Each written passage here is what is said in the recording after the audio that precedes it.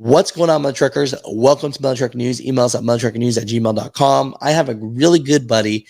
He's a fleet owner out in California, and he does the intermodal, and he has his drivers out there, so he has a lot of experience, and he wants to talk about his true feelings about the 7 to 11 million loads that they want to put on rail.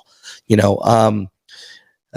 very interesting. But the biggest one is he just doesn't see it really happening, right? It's up to the customer, he says. So we'll get into that. And the second part is that right now, CARB in California is pushing hard for all the drivers to register their trucks in and get smogged twice a year. It's getting ridiculous. It's getting hard. But yeah, let's get into this interview and let's learn a little bit of something, and comment down below what your thoughts and feelings are. But yeah, a lot of big topics here. Our best to just share everything. So I appreciate you guys. Thank you for watching today's podcast show.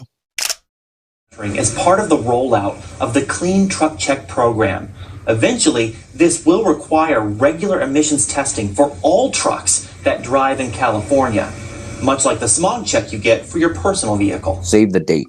I don't know if you know about it. But they've come up with all kinds of ridiculous rules. CARB did. Of course. You can't even say that rule. Yeah, now they want us to register our trucks, have a smog check twice a year. So we are going to go check that seminar out. It's a Harbor Trucking Association that's throwing it. So they're going to inform us all about what the hell they want us to do now. Oh, as a matter of fact, I forgot to tell you as well. So they were doing a road inspection, right? And Highway Patrol wasn't there. It was just CARB. One of my guys just happened to pass by there, right? And they were on the left side. So he was going to make a right. So this guy says, I'm going to make a left. So they flagged him down, and he gave them the finger, and he kept rolling. So he calls me up and he tells me, hey, boss, this is what I did. All right. What do you want me to do? So what's going to happen? Who cares? Highway Patrol wasn't there flagging you down. Who are they? They ain't nobody. Wow. So CARB is really trying to crack down on people, huh? But they're not Highway Patrol. We don't have to stop for them fools. So I think my driver did the right thing. When I'm Mutha Truckers, welcome to Mutha Trucker News. Email us at muthatruckernews@gmail.com. We got a special guest here today. We got Vic Med here. You already know him. My man is a fleet owner in the hardest market in California, I would say. And you do loads. Your drivers run loads everywhere, including intermodal. And so you have a great idea of what's going on. And I needed you on the show because, since the big announcement, right, about Quantum saying that they want to get their customers to start using rail, and it's been scaring a lot of drivers. But, drivers have been sending me videos showing a lot of rail with just JB Hunt on it. And you have a lot of experience on this. And so we talked off camera, and you said, hey, Alex, it's in the season, there's a couple things. So, first off, thank you so much for being on the show for the 100th time. Nah, no problem. Thanks for having me. What do we need to let the world know? Should we be scared about what's happening, or is it something where they're having dreams and ideas that are going to be hard to meet? Because when I started doing the math of 7 to 11 million loads, is that really even possible? All right. Those are things coming out of my mind. And some people are saying the rail is at almost full capacity as it is. So, how would this happen? So, what are your thoughts when you heard all this, and what do you want the American truckers to know? Well, right now you're seeing a bunch of containers on the rails because this is their peak season. Hub Group, JB Hunt, all them rail companies, this is their peak season. So if this ain't nothing different, this ain't nothing new, right now the rails, the trains are full of JB Hunts and Hub Group containers because this is the norm for them. Okay, so for the people that don't know about the rail is the cheapest kind of work that you can do in our industry. Why? Because it's drop and hook. When you drive into the rail, that container is already on the chassis. You just lock your four corners, boom, you go. And the majority of the times it's a drop and hook. You drop it at the customer, pick up an empty, bring it back to the rail.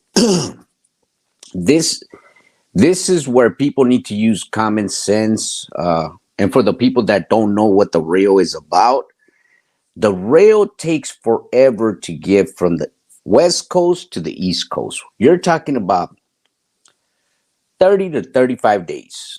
Okay. So it's not really up to JB Hunt to call it and say, this is what's going to happen. Because at the end of the day, yeah, these are JB Hunt loads, these are JB Hunt contracts, but the customer has to agree with it.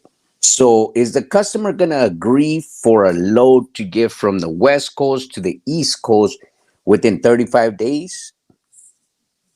So that's why JB Hunt has their loads at the spot market. Why? Because they need owner operators to move that freight ASAP.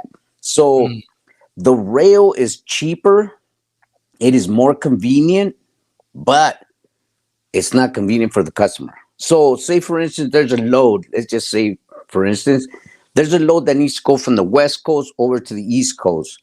They're having a Black Friday. Do you think Walmart is going to say, yeah, it's all right, we'll wait for our freight to get here after the Black Friday? Never. It's just common sense, Alex. That's all it is, you know? The rail does not, it's not going to transfer these containers like this, you know, where an owner operator is going to get under that trailer, haul it that same day. It might be there the next day, or it might be there in a day and a half, but it's going to get there 50 times faster than the rail, 50 times faster than the train.